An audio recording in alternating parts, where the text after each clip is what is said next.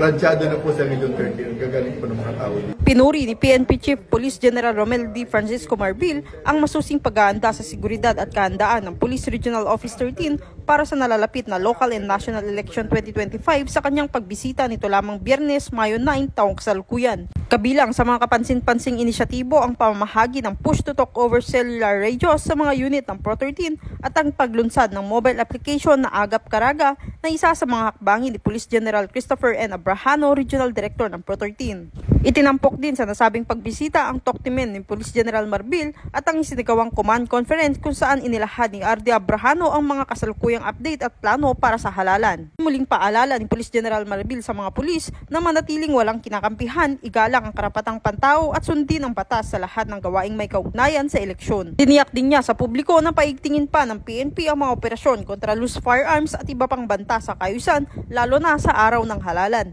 Sabi ko nga, ang election ni matatapos sa May 12, up to the time na makuklaim lahat ng candidates. Ang pangako lang namin ay zero violence po. We're aiming for the May 12 zero violence. Mula dito sa Police Regional Office 13, ako ang iyong PNN correspondent, Patrolwoman Karen A. Marilin, alagad ng batas, taga-taguyod ng Balitang Pulis.